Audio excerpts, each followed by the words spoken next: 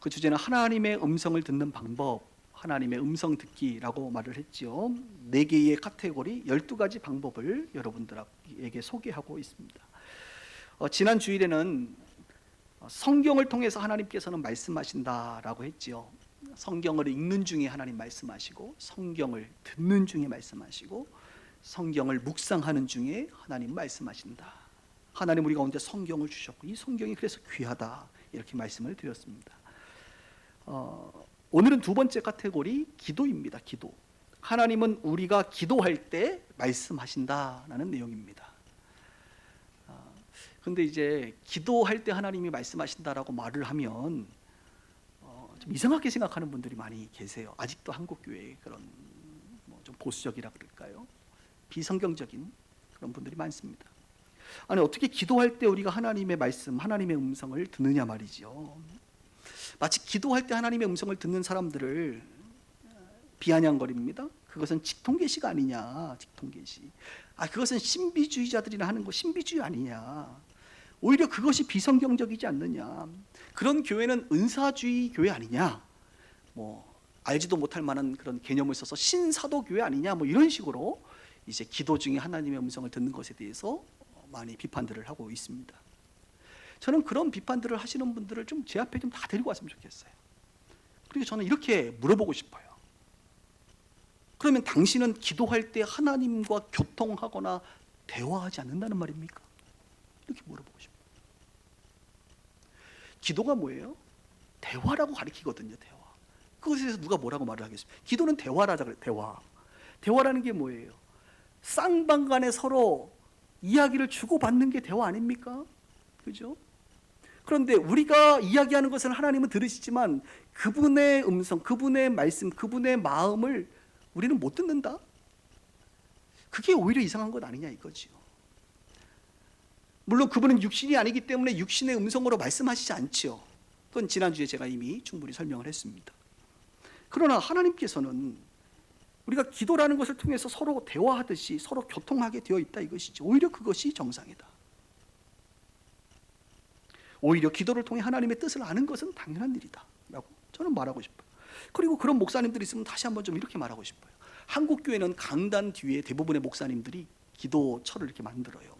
우리 교회는 누구나 올라올 수 있지만 보통 교회는 너무 거룩해가지고 빨간색 카페트를 깔아가지고 아무도 잘 못 올라와요. 그리고 강대상 뒤를 여러분들이 안 보셨겠지만 자세히 보시면 한 1m, 1m 되는 큰 방석을 목사님들이 맞춰가지고 여기 뒤에다 딱 깔아놓습니다. 그리고 조그만 테이블 하나 놓고 거기다가 손을 딱 올리고, 그죠? 이 강단 뒤에서 막 기도하신단 말이에요. 그러면 제가 묻고 싶어요. 이 강단에서 그렇게 기도하시면서 주님의 마음과 주님의 말씀을 받아본 적이 한 번도 없느냐 말이지, 목회하면서. 또 산기도도 가고 기도원도 가시잖아요. 기도원 가서 기도하다가 응답받았다고 말씀하시는 건 도대체 뭐냐 말이에요. 우리는 기도하다가 응답받았다고 하잖아요. 대부분의 성도들도 기도하다가 오늘 응답받았다 이렇게 말씀한단 말이지. 그게 다 뭡니까? 기도 중에 주님께서 우리 가운데 말씀하시기 때문에 그렇습니다. 제가 하도 이 부분에 대해서 목회자들이 이제 염려를 해서 제가 세미나를 할 때마다 이렇게 오히려 요구해요. 한번 스스로 대답해봐라.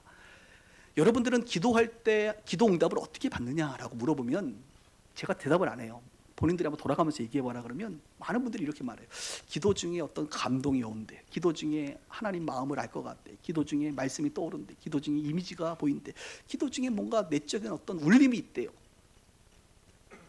바로 그거 말이죠. 그래요. 우리는 다 기도 중에 그런 식으로 주님의 마음을 알아가고 주님의 말씀을 받게 된다는 것이죠. 본인들이 스스로 대답하면서도 왠지 기도할 때 하나님의 음성을 들으면 안 될 것 같은 그런 기분과 분위기는 왜 그러냐? 그것은 바로 우리에게 무엇이 있어요? 완성된 성경이기 때문에 그렇습니다. 그러니까 한국교회 목사님들은 대부분 죄송합니다 이렇게 표현해서 성경 강박증이 있어요.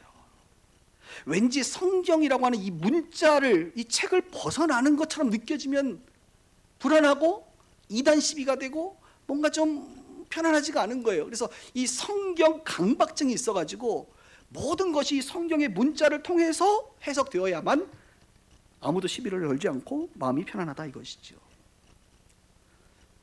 그래요, 여러분. 성경 너무나도 중요합니다.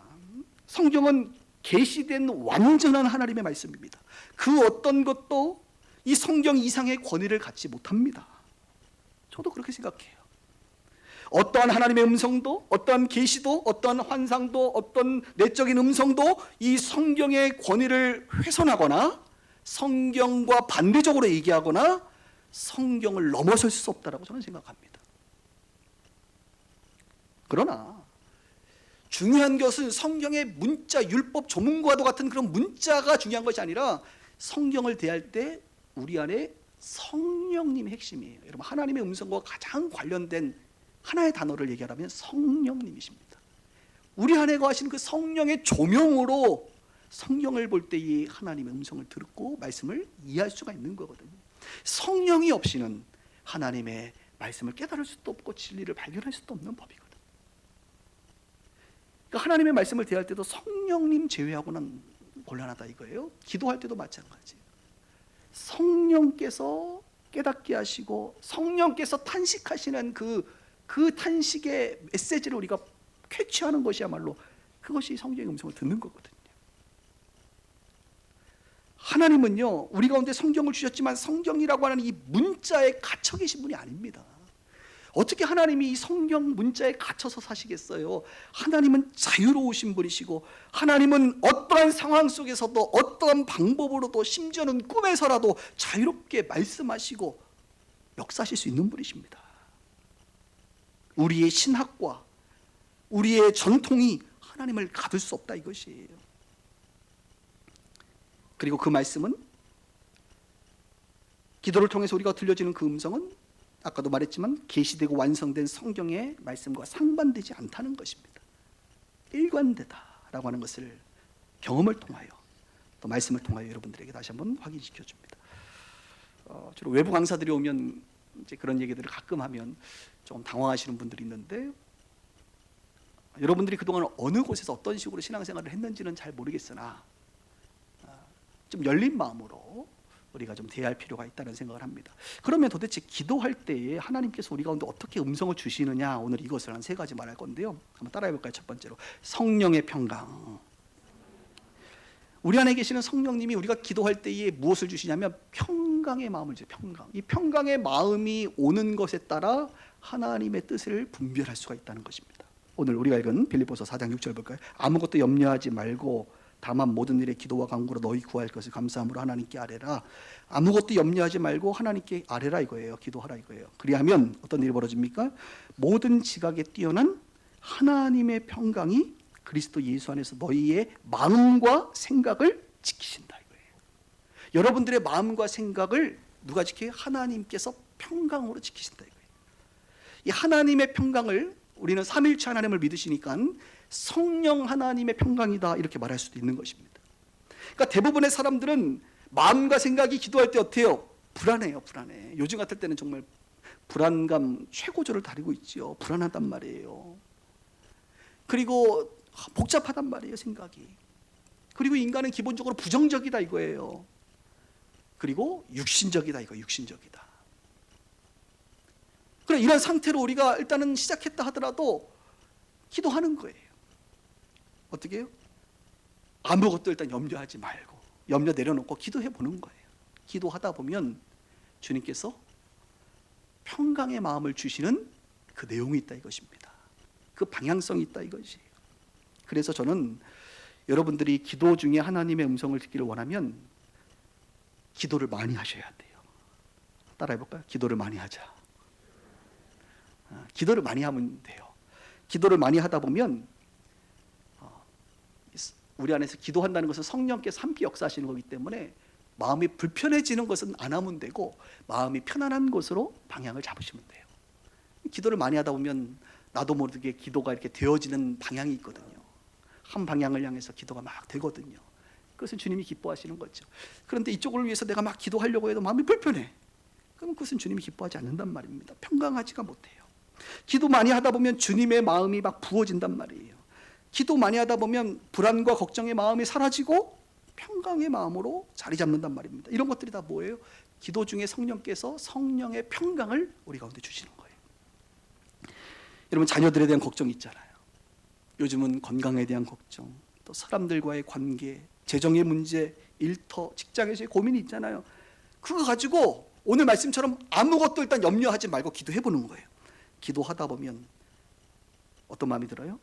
그렇지, 하나님이 내 아버지시지.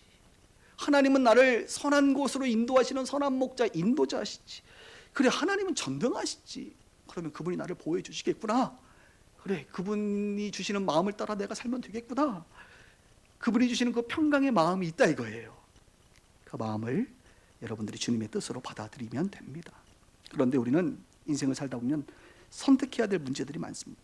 오늘도 1배배 끝나니까 어떤 분께서 휴직을 해야 될지 말아야 될지 고민 중이다, 이런 얘기를 했어요. 그래, 우리는 휴직을 할지 말지, 이직을 할지 말지, 또는 이 남자랑 결혼을 해야 될지 말지, 이사를 가야 될지 말지, 뭐 이런 수많은 인생의 선택의 문제에 놓여 있습니다. 그때 어떻게 해야 되냐? 기도 많이 하세요. 기도 많이 하다 보면 주님께서 휴직하는 것이 마음을 편안하게 하시는지, 아니면 그냥 계속 직장을 다니게 하는 것이 마음이 편안한지, 이사를 가는 것이 마음이 편한지, 이사를 가지 않는 것이 마음이 편한지, 저 남자랑 결혼을 하는 것이 마음이 평안한지, 아니면 기도할 때마다 왠지 안 될 것 같아, 왠지 안 될 것 같아, 왠지 불안하신지, 기도를 통해서 주님이 우리의 마음을 다스려 주시는 줄 믿습니다. 제가 이 얘기할 때마다 늘 예를 드는 게 있어요. 어느 한 형제가 배우자 기도를 했다는 거 아닙니까? 여러분, 보통 제가 이렇게 보면 여성분들은 결혼하실 청년 때 남편을 위해서 배우자 기도를 꽤나 많이 합니다. 그래서 여러분들이 기도하신 배우자들이 지금 같이 살고 있잖아요. 할렐루야. 저희 아내도 배우자 기도를 했어요. 근데 나중에 그 얘기 하더라고요. 자기가 기도한 대로 다 응답받았다고. 근데 자기가 당연히 자기보다 나이가 많을 줄 알고 기도 안 했는데 나이 어린 사람을 하나님이 주셨다고. 그래서 내가 이보다 더 큰 축복이 어디 있느냐 이렇게 이제 얘기를 했는데, 보니까 자매님들은 주로 형제들을 위해서 기도하는 것 같아요, 배우자 기도를. 근데 문제는 형제들은 자매님들을 위해서 기도하는 사람을 거의 못 봤습니다. 거의 못 봤어요. 그냥 주님이 주시는 대로 그냥 사는 거죠. 아니면 즉흥적으로 결정하는 경우도 많습니다. 그런데 이 형제분은 이제 자매님을 위해서 기도하는 거예요. 그래서 이제 기도할 때 뭐 기도하겠어요? 첫 번째, 일단 신앙이 중요하니까 하나님, 저는 4대째 예수 믿는 자매님을 허락하여 주옵소서. 이렇게 이제 기도를 하는 거예요. 이 얼마나 경건하고 아름다운 기도입니까? 우리 민유가 4대째 예수 믿는 딸이거든요. 그리고 이제 두 번째 기도할 때는 뭐 남자니까 또 여자들 외모나 이런 것도 중요하게 생각하잖아요. 주님, 저는 키는 163에 긴 생머리 그리고 이쁜 여자를 좋아합니다. 이렇게 이제 기도를 하는 거예요. 그리고 또 이제 직업에 대해서는 하나님, 보니까 대한민국에서는 교사가 제일 좋은 것 같은데, 여자들이 교사, 그러니까 교사이면서 163의 긴 머리를 가진 예쁜 여자를 이제 기도를 한 거죠. 그리고 또 재력, 돈에 대한 것을 또 사람들이 사랑하니까 구체적으로 기도하는 거 얼마나 구체적이에요. 하나님, 부잣집 딸 허락해 주세요. 그리고 이왕이면 외동딸이면 좋겠습니다. 뭐 이렇게 기도를 하는 것이죠. 그리고 이제 성격을 위해서도 기도해야 되잖아요. 성격이 제일 중요하니까 배려심도 많고 순종적이고 애교가 넘치며 착한 자매를 허락하여 주옵소서. 이렇게 이제 기도를 했다는 거 아닙니까? 여러분들 다 그렇게 기도하셔서 응답 받았죠? 그런데 이제 이 형제님이 이렇게 이제 기도를 처음 시작을 했는데, 이제 기도를 이제 날마다 하는 거죠. 뭐 새벽 기도 가서 생각날 때마다 이제 배우자 기도를 하는데, 뭘 기도해요? 주님 4대째 예수 믿는 쭉 기도를 하는데, 이제 기도할 때마다 마음이 불편한 거지. 왜요? 어떤 마음이요? 주님이 이런 마음을 자꾸 주시는 것 같아요. 꼭 4대여야 되겠니? 3대는 안 되겠니? 2대는 안 되겠니? 당대면 되지 않겠니? 이렇게 이제 자꾸 마음을 주시는 거예요. 그리고 또 기도하는데 교사이면서 163의 긴 머리 여성, 자꾸 이걸 기도할 때마다 자기 마음이 어떻게 해요? 불편한 거예요. 기도를 안 하게 돼요. 주님, 부잣집 외동딸 단명하는 그런 자매님 원합니다. 뭐 이런 기도하는데 마음이 불편해. 그래서 꼭 우리 돈이 중요하니, 너는 이렇게 돈을 사랑하니, 이런 마음이 자꾸 오니까 이것도 자꾸 기도를 안 해요. 뭐 성격은 뭐 4가지 했는데 그게 아니라 그냥 착하면 되지 않겠니? 이런 마음을 자꾸 주시는 거예요. 그래서 이제 결론은 어떻게 돼요? 기도하면서 마음에, 주님, 그냥 예수 잘 믿는 주님이 알아서 주세요. 이렇게 이제 짧게 기도가 끝나는 건 아니겠습니까? 지금 뭘 얘기하느냐? 기도를 많이 하면 여러분 옳은 것을 선택하는 경우도 있지만 기도를 많이 하면 옳지 않은 것을 버리는 능력이 생깁니다. 잘못된 것, 욕심대로 기도하면 안 되잖아요. 근데 이 형제가 처음에 기도했던 건 다 뭐예요? 다 욕심이야, 자기. 이 욕심을 하나님께서 걸러주셔요. 욕심대로 기도하면 마음이 불편해. 만약에 제가 갈매동에서 목회를 하는데 하나님 교회를 기도하는데 우리 갈매동에 건물 있는 6개 교회가 있지만 우리 빛과 소금의 교회는 이 모든 교회를 초월하여 가장 큰 교회가 되게 하옵소서, 이렇게 기도하면 여러분 제 마음이 편하겠어요? 안 해봤지만 하다 보면 불편해질 것 같아요. 그래서 어떻게 되겠어요? 주님, 그냥 지금이 족합니다. 지금이 행복합니다. 감사합니다. 이렇게 기도가 바뀌지 않겠어요? 잘못된 것들을 제하게 하는 능력이 있다 이거예요. 기도하다 보면 불편해서 못해요. 그래서 여러분들이 많이 기도하셔야 돼요. 많이 기도하다 보면 잘못된 것들이 걸러지고 남는 것, 뭐가 남을 것 같아요, 여러분? 감사가 남습니다. 감사가 남게 돼요. 그 마지막에 남는 것이 하나님의 음성이다 이것입니다. 그리고 이거 제 경험상인데요. 기도를 많이 하면 성령님께서는, 하나님께서는요, 이런 쪽으로 방향으로 말씀하시는 것 같아요.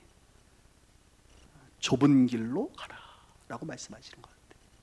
성경 마태복음 17장에 보면 좁은 문으로 들어가라, 멸망으로 인도하는 문은 크고 그 길이 넓어 그리로 들어가는 자는 많지만 생명으로 인도하는 문은 좁고 길이 협착하여 찾는 이가 적음이라.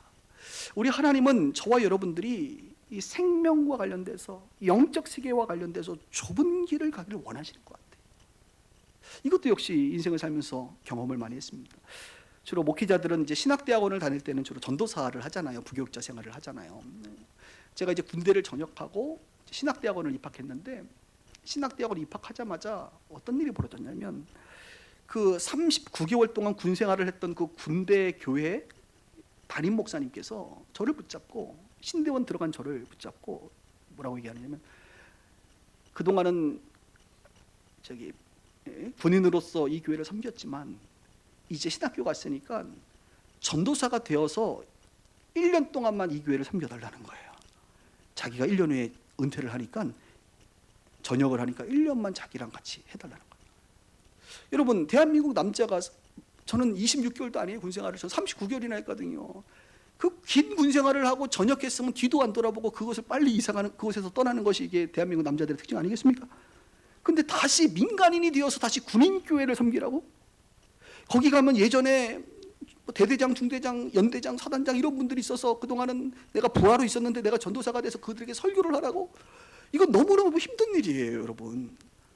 여러분, 그런 선택을 하시겠습니까? 안 하지요. 제가 근데 기도를 하지 말아야 되는데 기도를 해봤어요. 기도를 했더니 주님께서 어떤 마음을 주세요? 가라. 그래서요, 제가요, 군대를 제대하고 민간인이 되어서 1년 동안 전도사를요, 월급 50만 원 받고 1년 동안 군대교회 전도사 했다는 거 아닙니까? 좋은 거 아닌가요, 목사님? 이렇게 생각하지 마세요. 저는 민간교회를 원했어요, 민간교회. 그리고 이제 1년 동안 그것을 마치고 이제 다 됐다 해서 이제 나왔는데, 그리고 또 이제 다른 곳을 흔히 취업을 해야 되잖아요. 또 사역지를 또 구하러 가는데, 마침 이제 대학원에서 제가 교수님들하고 관계를 잘 갖고 있기 때문에 교수님들이 좋은 데를 좀 추천을 해줬어요. 이미 담임 목사님하고 얘기가 됐으니까. 그때 강성교회라 그러나, 거기도 한 중대형 교회 되는 것 같아요. 그 교회 대학부가 한 100명이 넘으니까 장전도사님 거기 담임 목사님이랑 얘기 다 됐으니까 가서 인터뷰하시고 거기서 사역하세요 라고 추천을 해주시고 자리를 만들어줬어요. 이게 얼마나 귀한 일이에요. 그래서 저는 이제 드디어 좀 이제 제대로 사역을 하는 곳으로 가는구나 했더니, 저랑 같이 신학 공부를 하시는 2학년 때 여자 전도사님께서, 한 50대 여자 전도사님께서 저를 보고 어느 날 와서 이렇게 얘기하는 거예요. 전도사님, 자기가 교회를 개척했는데 전도사님이 우리 교회 와서 좀 도와주시면 안 돼요? 왜 그런 얘기를 자꾸 하는 거야? 힘들게. 왜요? 그랬더니 자기가 기도를 하는데 자기는 너무 부족해서, 자기 평신도로 있다가 이제 막 신학을 해서 아무것도 몰라. 다 평신도로 있다가 신학하지 뭐. 그랬더니 자기는 아무것도 모르니까 좀 전도사님 와서 좀 도와달라요. 기도를 해야 돼요, 말아야 돼요? 근데 해봤어. 했더니 주님이 그 개척교회를 가라는 거예요. 좁은 길로 가라는 거예요. 그래서 교수님한테 제가 찾아가서 이미 다이가 끝났는데 죄송합니다 그랬더니 욕을 하더라고. 욕을 하고 2년 동안 저를 안 봤습니다. 그래가지고 그 개척교회를 갔더니 교회가 없더라고요. 가정에서 그냥 예배를 드리더라고. 가정. 와, 부천에서 역천동까지, 부천에서 역천동까지 주일만 가는 줄 알았더니 어느 날 갔더니 교회에서 내일부터 40일 저녁 기도회를 하겠습니다 이러는 거예요. 전도사가 40일 저녁 기도하는데 안 가면 돼요, 안 돼요? 안 되잖아요. 그래서 학교 끝나면 매일 저녁에 그때 그 비스토, 빨간색 비스토 경차 타고 외곽순환도로 타고 은평구까지 가는데 이게 이 육이 얼마나 충만한지 막 욕이 나오는 거야. 이게 지금 뭐 하는 거야. 그래서 가서 이제 기도할 땐 좋았는데 또 올 때 또 막 이제 이게 통제가 안 되는 거야. 민유 이제 그때 꼬백이 데리고 3살짜리 데리고 집사람하고 매일 부천에서 40일 왔다 갔다. 그래서 딱 끝났어. 이제 됐다 했더니 한 보름 지나니까 이분이 또 갑자기 기도하다가 보니까 기도 많이 하시는 분이더라. 이번에는 20일 기도를 하겠습니다. 그래가지고요 정말 기름값이 어마어마하게 들었습니다. 그래서 그 일을 했어요. 그리고 이제 어느 정도 이제 건물을 얻고 교회가 세팅이 되고 이제 제가 나오게 됐는데 어째 내 인생을 이럴까? 그리고 이제 세 번째 교회를 가는데 제가 여러분 이력 썼으면요 이게 스펙이 괜찮아요. 사역을 많이 해가지고 그래서 웬만한 데 다 취업이 되거든요. 이력서를 딱 냈는데 2시간 만에 연락이 왔어요. 2시간 만에. 저희도 나름대로 잡코리아 같은 나름대로의 사이트가 있거든요. 그래가지고 갔어요. 갔더니 설교를 한번 해보래. 수요일 날 설교했더니 정상적인 사람이 왔대. 그래서 장로님들이 그냥 바로 그 자리에서 좋아해가지고 됐어요. 근데 내 마음에 가서 보니까 이분이 담임 목사님 위임되신 분이 아니고 이제 임시야. 아직 위임이 안 되셨어. 그리고 이 교회가 보니까 그 전에 강서구에서 40억짜리 큰 교회였는데 사고가 나가지고 교회를 약간 이단 비스무리한 교회에다 팔아먹고 순진한 성도들만 한 100명 지하실에서 예배드리고 있는 거예요. 내가 이건 좀 문제가 있는 교회구나. 좋은 교회가 아니라 굉장히 불안정한 교회를 제가 가서 설교를 한 거예요. 그래서 내가 바로 연락드렸죠. 아무래도 못 갈 것 같다고. 당신은 날 좋아하는지 모르지만 내가 보니까 이 교회는 좀 이상하다고. 그랬더니 그분이 계속 끈질기게 전화하는 거예요. 그래가지고 내가 잘못 선택했구나. 또 좁은 길로. 그래서 아내하고 상의를 했더니 아내가 기도해보더니 여보 그래도 가야 되지 않겠어요? 그래가지고 좁은 길로 또 갔잖아요. 갔더니 어느 날 담임 목사님이 잘렸어. 그래가지고 전도사인 내가 담임 목회를 했다니까요. 거기서 어이구 야 이게 희한한. 그리고 거기서 또 나왔죠. 그리고 마지막 대학원을 졸업하면서 이제 진로를 결정하는데 강남의 서초동 앞에 사랑의 교회라고 지금 한 3천억 들여가지고 공사한 이상한 교회 있습니다. 그때는 괜찮았어요. 그 교회에서 연락이 왔어요. 거기는 3월달이 되면 지방에서 다 올라와가지고 3일교회, 온누리교회, 사랑의 교회, 세 교회 중에 하나를 선택하니까 한 학기가 시작이 되면 300명에서 500명이 몰려온대요. 그래서 대학부 1부, 2부, 3부, 4부에서 한 7분가 6분가 대학부를 만들었는데 장 전사님 당신이 와서 여기 맡았으면 좋겠다. 그래서 300명의 대학생을 할렐루야 저보고 하라는 거예요. 그래서 제가 좋네요 그랬더니 딸내미를 강남에서 키워야지 이러면서 저를 유혹하고 우리 교회는 대한민국 1%의 연봉을 자랑하는 교회야 이러면서 저를 막 미혹하더라고. 근데 기도를 했더니 그때 주님께서 저에게 뭐라 그랬다고요? 교회를 개척하라 그랬어요. 그래서 제가 전화를 해서 아무래도 저는 교회를 개척해야 되겠습니다 그랬더니 또 욕을 막 하는 거예요 저한테. 지금 나이가 30 초반인데 무슨 교회를 개척하고 이렇게 좋은 데서 애 키우고 부교육자 생활 해야지 뭐 하는 거냐고. 근데 기도하니까 주님이 어느 쪽에 마음에 평안함을 주세요? 개척교회예요. 그래서 개척해서 그 교회가 어떤 교회예요? 빛과 소금의 교회가 된 겁니다. 그래서 저를 인도하셨던 그 목사님은 지금도 그 사랑의 교회에서 계시는데 제가 제 인생을 보니까 이 기도를 안 해야 되는데 기도를 하면 마음에 이렇게 평안한 쪽으로 이렇게 가게 되거든요. 근데 그 선택의 길이 다 보니까 좁은 길인데 주님이 함께 하시면 그 좁은 길이 복된 길인 줄 믿습니다. 너무너무 행복한 거예요. 지금 얼마나 다행이야. 그 서초동에 있는 교회 안 가가지고 제가 갔었으면 그 정말 인생이야. 아멘 나오네요. 아멘 나와요. 여러분 어떠세요? 기도하면서 하나님의 음성, 그 평안함을 경험하신 적 있으십니까? 염려와 근심 속에 지금도 계십니까? 주님은 아무것도 염려하지 말고 기도와 간구로 너희 구할 것을 구하라. 그럼 하늘의 평강이 주어질 것이다. 하나님의 뜻, 하나님의 음성을 듣게 될 것이다. 여러분 어떤 기도 제목을 가지고 오늘도 선택에 있어서 고민하고 계십니까? 그러면 기도하세요. 더 기도하세요. 계속 기도하세요. 기도를 많이 하세요. 그러면 잘못된 것을 주님께서 걸러주실 거예요. 좁은 길을 말씀하실 수도 있습니다. 그러나 주님이 말씀하신 그 길이 우리의 눈에는 좁은 길이지만 그 길로 가세요. 그곳에는 진정한 생명이 있고 여러분들을 위한 계획이 있습니다. 주님은 여러분들에게 평강을 허락해 주실 것입니다. 요즘 같은 경우에는 기도하면서 주님의 평강이 가장 필요한 시대가 아닌가 이런 생각을 합니다.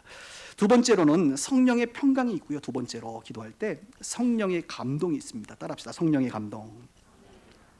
21장 4절에 보니까 제자들을 찾아 거기서 2일을 머물더니 그 제자들이 성령의 감동으로 바울더러 예루살렘에 들어가지 말라 하더라. 사도 바울이 1차, 2차, 3차 선교행을 마치고 이제 예루살렘으로 복귀하는 길입니다. 그 길 중에 두로라고 하는 곳에서 7일 동안 머물러 있는데 머물러 있는 동안 제자들과 함께 있었습니다. 그래서 바울은 아마도 예상하건대 제자들과 함께 예배하고 그들에게 말씀을 가르치고 기도하고 이런 시간들을 보냈을 것 같아요.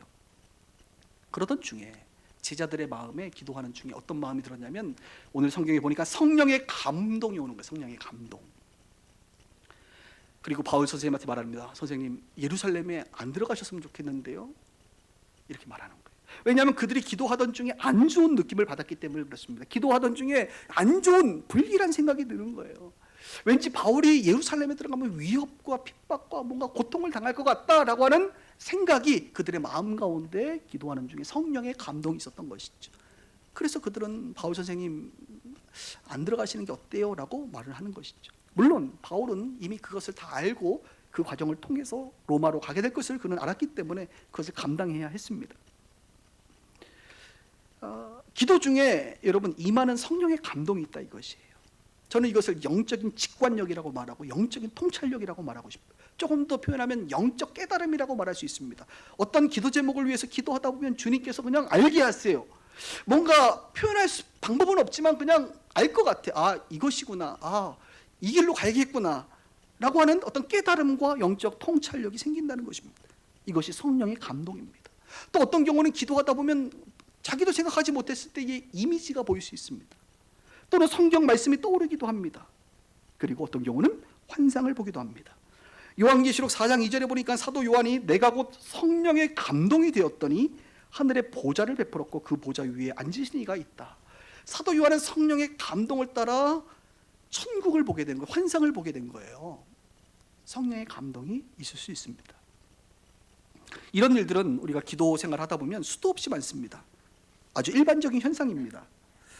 수년 전에 우리 교회 식구 중에 한 분이 저한테 결혼을 위해서 한번 기도해 봐달라 이렇게 얘기를 한 적이 있어요.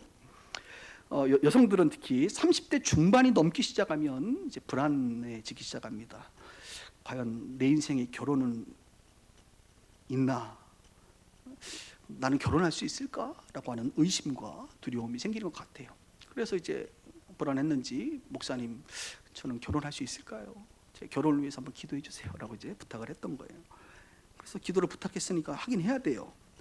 그리고 보통 이제 하고 나면 별 말이 없습니다. 제가 별 말이 없다는 거는 그냥 기도했다는 거죠. 뭐 잘 사시라고 그냥 그런 건데, 근데 기도를 좀 하고 나서 이제 듣는 기도로 들어가는데 이 자매님을 보는 기도하는 순간 흰색 웨딩드레스를 딱 입고 있는 모습이 딱 보이는 거예요. 그렇습니다. 웨딩드레스는 보통 흰색이에요. 흰색 웨딩드레스를 입고 있는 그 모습이 딱 보인 거예요. 그때 저는 직감했죠. 아, 이분이 결혼을 하시겠구나. 이렇게 확신이 들었어요. 그래서 그분을 만났을 때 이렇게 얘기했습니다. 아무래도 결혼을 할 것 같아요. 굉장한 축복이잖아요. 그렇죠? 근데 그 해에 그분이 결혼을 했습니다. 그리고 아이를 낳고 지금 우리 교회에서 신앙생활 잘하고 있습니다. 하나님께서는요 이런 것들도 다 보여주시기도 해요. 종종 보여주시기도 합니다. 기도하다 보면 주님께서 그 사람을 위해서 기도하다 보면 성경 말씀이 떠오르기도 하고요. 성경 말씀은 아닌 것 같은데 뭔가 적절한 표현과 단어가 떠오르기도 하고요. 어떤 이미지가 떠오르기도 해요. 이런 일들은 성령의 감동으로 있는 일들입니다.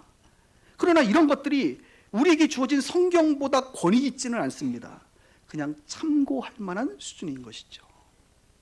세 번째가 있습니다. 기도할 때 성령의 평안과 성령의 감동과 함께 마지막은 한번 따라해 볼까요? 성령의 말씀.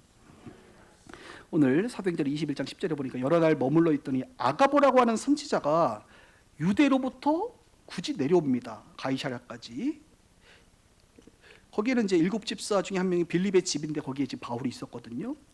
그래서 그 아가보가 내려와서 뭐라고 말하냐? 우리에게 와서 바울의 띠를 하나 가져가지고 자기 수족을 잡아 매고 말하기를 성령이 뭐했다고요? 말씀하시대. 성령의 말씀인 거예요.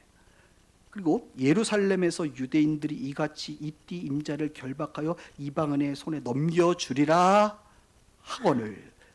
지금 성령의 말씀을 뭘로 표현했나요? 이미지와 함께 문장으로 표현했어요. 문장. 예루살렘에서 이방인의 손에 넘겨주리라 이렇게 주님께서 말씀했다 이거예요. 그러니까 어떤 직관적인 성령의 감동을 넘어서 어떤 경우는 성령의 말씀까지도 받을 수가 있구나라는 것을 알게 되지요. 결국 바울은 이 과정을 통해서 로마로 가게 됩니다. 저는 저와 여러분들이 성령의 감동을 넘어 성령의 말씀까지 듣게 되기를 주님의 이름으로 축복합니다. 기도 많이 하면 평강을 얻는 것은 다 경험했을 거예요. 기도 많이 하면 어떤 경우 성령의 감동 받는 것도 여러분 경험했을 거예요. 그러나 기도 많이 하시고 충만해지셔서 성령의 말씀을 문장으로 받아낼 수 있는 그런 단계까지 이르기를 주님의 이름으로 축복합니다. 그래서 이 아가보가 지금 문장과 글을 받아가지고 말씀을 받아가지고 뭐 했어요? 사람들에게 전달해 줬잖아요. 이 전달해 주는 게 뭡니까? 대언이고 예언인 거예요. 예언.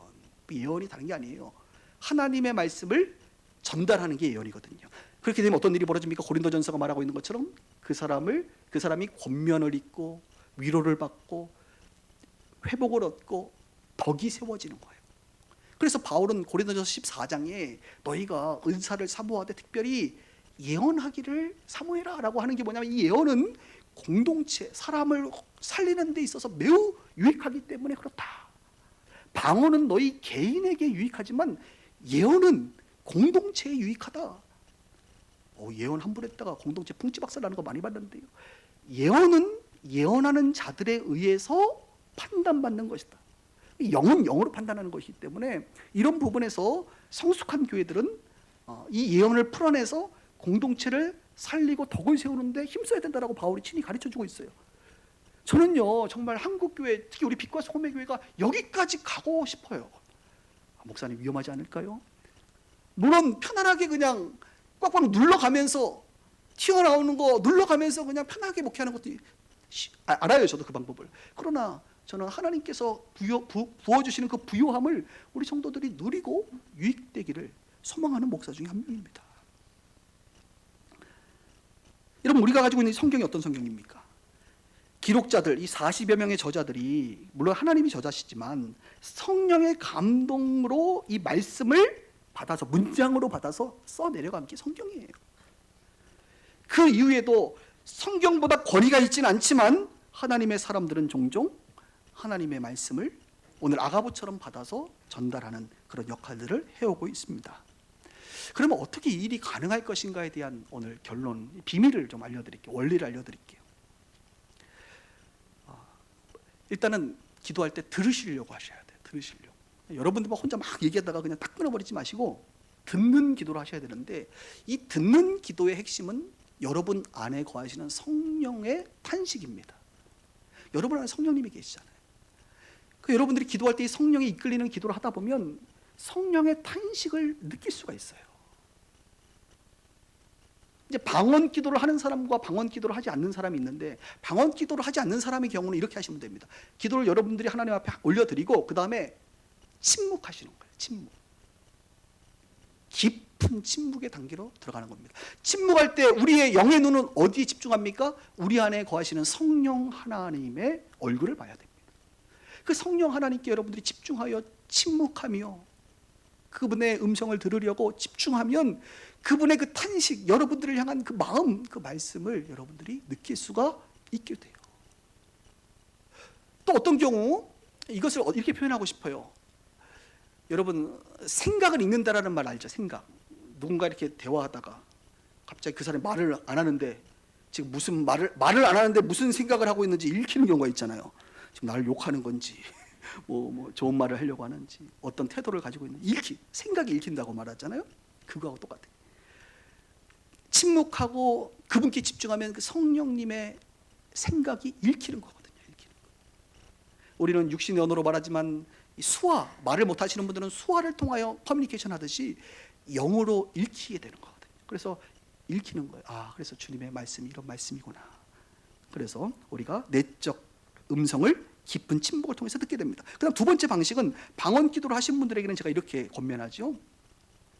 방언 기도로 하나님께 올려드리지만 이제 멈추고 내 안에 성령님께 집중하여 계속 방언으로 기도하세요. 기도하다 보면 이 방언의 기도는 성령의 영의 기도이기 때문에 그 성령의 탄식과 울림을 더 강하게 느낍니다. 그래서 성령의 탄식과 울림을 느낄 때 내가 이 말이 무슨 말인지를 알아들으면 이것을 통변이다, 해석하는 것이다 라고 말하는데, 그것을 알아들으면 그 말씀이 내적 음성으로 내가 깨달아지는 거예요. 주일날 꽤나 깊은 이야기를 하고 있는 겁니다. 지금 중요한 것은 뭐냐? 내 안에 계신 성령님께 집중하는 거예요. 성령의 탄식, 그분의 음성, 그분의 마음을 내가 캐치하는 것이에요. 하나님은 항상 말씀하시진 않아요. 그러나 제 경험상으로 우리가 들으려고 마음만 먹으면 그분은 주로 말씀하세요. 물론 침묵하실 때도 있습니다. 우리가 듣는 기도에 집중하기 시작하면 그분은 말씀하신다 이것입니다. 제가 가끔 주기도문송을 이제 마지막에 하잖아요. 하고 나서 이제 기도를 하잖아요. 이렇게 기도를 할 때 어느 날은 갑자기 주님께서 이렇게 내 마음에 말씀을 주실 때가 있어요. 그럴 때는 아마 여러분들도 경험했을 거예요. 이렇게 제가 말을 그냥 기도하는 식으로 안 하고 주님의 음성으로 이렇게 대언 기도하듯이 이렇게 할 때가 있어요. 아마 지난주일 그랬던 것 같아요. 제가 늘 그렇지는 않습니다만 가끔 그렇게 주님께서 이렇게 울림을 주실 때가 있거든요. 금요 기도에 와서 우리 아이들도 기도를 받지만 어른들도 이렇게 기도를 받을 때가 있잖아요. 안수 기도 해줄 때 그냥 기도해줘요. 제가 그냥 축복 기도 해준단 말이에요. 그런데 기도해 주다가 어느 날은 주님께서 이렇게 말씀하실 때가 있다고요. 그럴 때는 그 말을 풀어서 대언적인 형태로 그 사람에게 기도를 해줍니다. 권면해 줍니다. 그리고 그 결과 그 사람들이 많이 회복되는 것을 많이 경험하게 됐죠. 말씀을 정리하면서 이제 제가 몇 주 전에 우리 여기 계신 어느 집사님하고 제가 남자 집사님하고 대화를 하는데 그분이 그런 얘기를 하더라고요. 목사님, 소그룹 모임을 할 때 기도 제목을 나누잖아요. 그렇죠. 기도 제목 나누고 같이 이렇게 기도를 하는데 마지막에 기도하면 그분에 대한 그 기도 제목에 대한 주님의 마음을 너무 잘 알겠다는 거예요. 막 뭔지 알 것 같아. 그리고 그 내적 음성이 막 느껴진다는 거야. 그래서 그 사람한테 이렇게 말을 하고 싶다는 거야. 그래서 내가 말씀하세요. 그랬더니 근데 말을 하면 좀 안 될 것 같아요. 하지 마세요. 그래서 뭐 본인이 하고 싶은 대로 하면 돼요. 근데 그분은 성숙한 분이기 때문에 말하는 것도 이게 지혜롭게 해야 되거든요. 굉장히 지혜롭게 잘할 수 있는 분이에요. 그래서 제가 해도 괜찮다고. 그리고 하다가 사고 나면 그다음 수습하면 되는 거니까 너무 걱정하지 마시고 하시라고 그렇게 얘기를 했던 기억이 납니다. 그럼 왜 내 기도할 때는 잘 못 느끼겠는데 남의 기도할 때는 잘 느끼는지, 그것은 다다음 주에 제가 그 원리를 설명을 해드리도록 하겠습니다만, 뭐예요? 기도할 때 이미 저뿐만 아니라 많은 목사님들뿐만 아니라 성도들이 다 알아요. 경험해서 평안함을 느끼고 감동을 느끼고 기도 중에 하나님의 말씀을 문장으로 받게 되는 것이죠. 오늘 우리는 기도 중에 하나님의 음성을 듣는 것을 오늘 배우는 시간입니다. 여러분들에게 하나 권면해 드릴게요. 기도를 훈련하시기 바랍니다. 이 설교를 할 때 많은 분들이 아마 제가 봤을 때 여기서 멈출 것 같아요. 목사님, 저는 그냥 평강에서 그냥 끝낼게요. 저는 그냥 성령의 감동 정도만 끝낼게요 라고 생각하는 분들이 많은 것 같아요. 아니요, 감동에서 끝나는 것이 아니라 주님의 말씀을 누군가에게 전달해 줄 수 있는 그런 단계까지 여러분들이 가시기를 간절히 주님의 이름으로 축복합니다. 어떤 상황 속에서도 성령의 음성을 듣고 행하는 그런 성령의 사람들, 새 언약의 일꾼들이 되기를 간절히 소망합니다. 우리 빛과 소금의 교회는 위험 요소는 어디나 다 있어요. 그러나 질서 안에서 아름답게 기도가 훈련되어지고 기도를 통하여 주님과 동행하는 빛소 공동체 되기를 주님의 이름으로 축복합니다. 기도하시겠습니다.